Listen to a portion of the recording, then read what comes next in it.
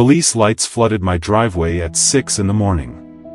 The whole street lit up red and blue, like something out of a crime show. Across the road, my neighbor Denise stood on her porch in a bathrobe, pointing at my truck like she had just caught a criminal. "That's him," she shouted. "He's the one blocking the neighborhood." One of the officers looked at my truck, then at the driveway, then back at Denise. "Ma'am," he said slowly, "that vehicle is parked in his own driveway." Denise crossed her arms. "Well, he shouldn't be allowed to park it there." The officer blinked like he was trying to figure out if this was a prank. I stepped outside, still half asleep, holding my coffee. "Morning, officer." He sighed like he had already had enough nonsense before sunrise. "Sir, apparently we received a complaint that you're illegally blocking access." I looked at my truck. Parked exactly where it had always been. And that was the moment I realized, Denise hadn't just called the police. She had decided to start a war. And I had no idea how far she was willing to go. The officer rubbed his forehead. Clearly, this wasn't his first Denise situation. "Sir, is this your property?" "Yes." "Your driveway?" "Yes." He turned to Denise. "Ma'am, there's no violation here." Denise stepped forward like she was about to cross-examine a witness. "He parks that truck here every single day." "Yeah," I said. "That's usually how driveways work." The rookie officer tried to hide a smile. Denise did not. Her face tightened like she had just been personally insulted. "You don't understand," she snapped. "He's been doing things like this for months." "Things like parking in his own driveway?" the rookie asked. Denise ignored him. "I want this documented." The older officer sighed again and scribbled something in his notepad. "Ma'am, we'll note the complaint." Translation: nothing would happen. But Denise stood there staring at me. Like she had already planned her next move. And she had. Maplewood Drive was exactly what we wanted: tree-lined, quiet, clean sidewalks, kids riding bikes. On my first day unloading boxes, someone walked across the lawn like a neighborhood inspector. Denise. Mid-50s. Perfect hair. Clipboard. Literal clipboard. "Hi, I'm Denise," she said. "Nice to meet you." She looked at the moving truck, then at my pickup, then back at me. "You planning to keep that truck here?"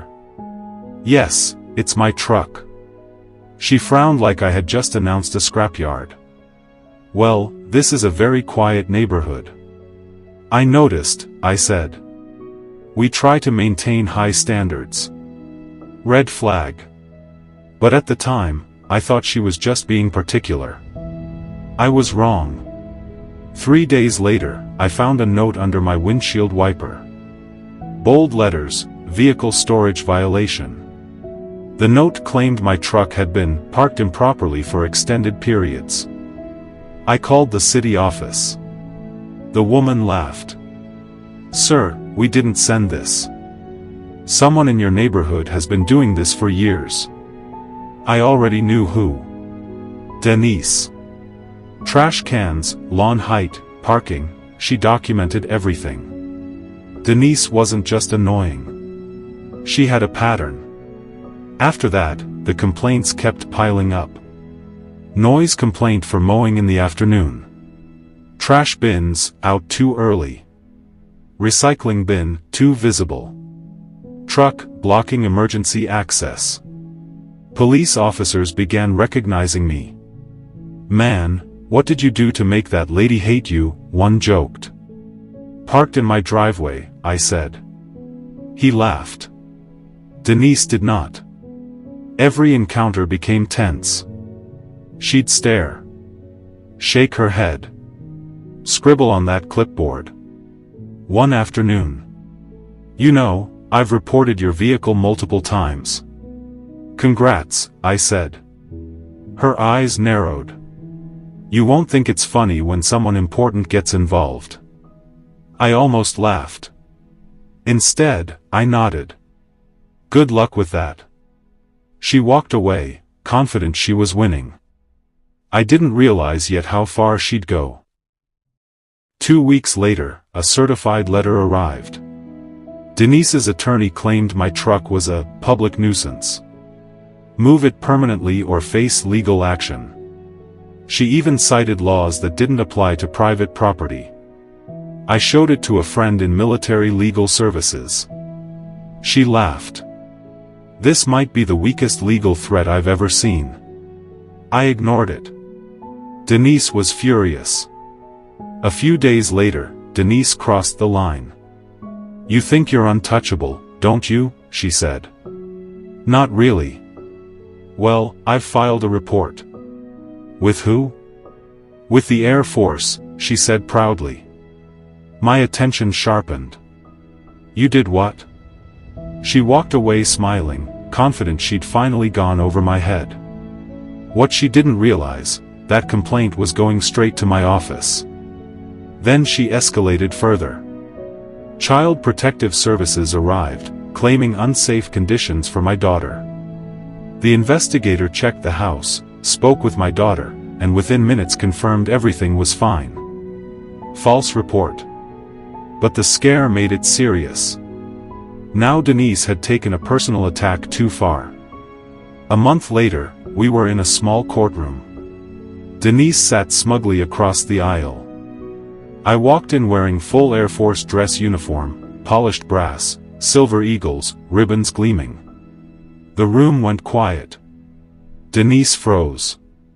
The judge looked at me. "Colonel, are you the installation commander?" "Yes, Your Honor." Denise's face turned pale. The complaint she thought would go over my head had come straight to me. She had tried to report herself into trouble. The judge reviewed multiple complaints, police records, and the false CPS report. "Multiple false complaints and reports have been filed," he said. Denise said nothing. Her bluff had been called. Courtroom murmurs confirmed what everyone realized: Denise had gone too far. The judge dismissed all her claims. False reporting carries penalties. Denise faced fines and probation. She lost her job at the base commissary. Her reputation in the neighborhood was ruined. The clipboard disappeared. Complaints stopped. Denise avoided eye contact every time she saw me. Justice served. Maplewood Drive finally returned to normal. Kids rode bikes. Neighbors waved. Every evening, my truck sat exactly where it always had. And for the first time in months, no one complained. Some people spend so much time trying to control everyone. They forget who they're actually messing with.